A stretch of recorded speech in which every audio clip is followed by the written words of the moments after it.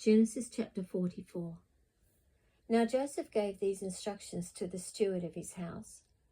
Fill the men's sacks with as much food as they can carry, and put each man's silver in the mouth of his sack. Then put my cup, the silver one, in the mouth of the youngest one's sack, along with the silver for his grain. And he did as Joseph said. As morning dawned, the men were sent on their way with their donkeys.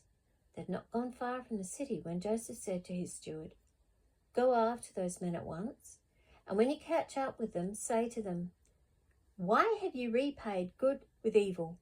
Isn't this the cup my master drinks from and also uses for divination? This is a wicked thing you have done.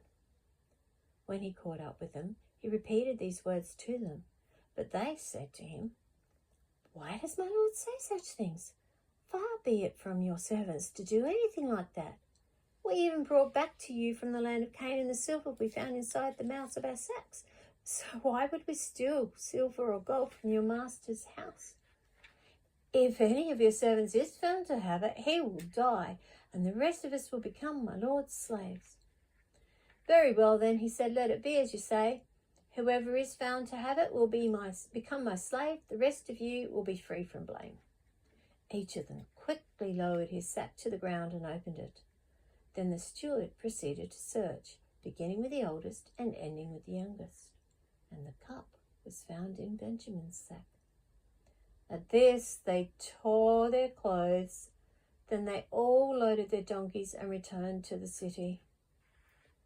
Joseph was still in the house when Judah and his brothers came in, and they threw themselves to the ground before him.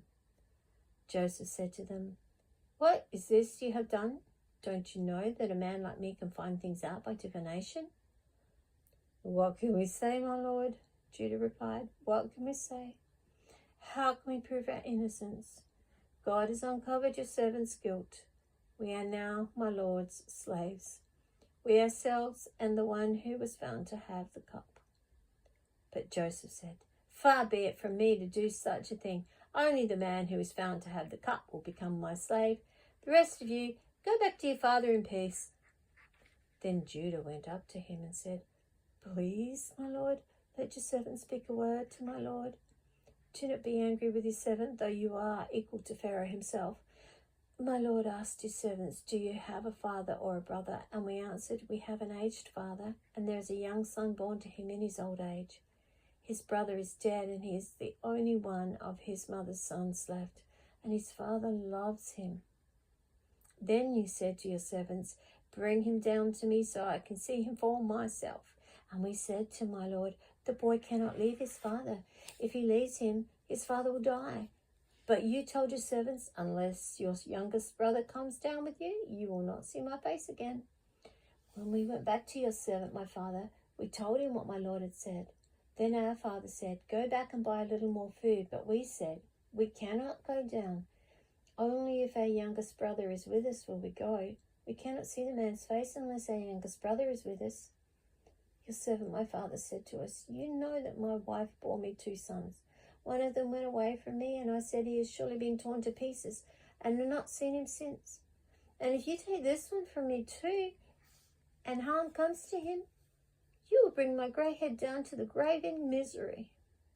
So now, if the boy is not with us when we go back to your servant, my father, and if my father, whose life is closely bound up with the boy's life, sees that the boy isn't there, he will die.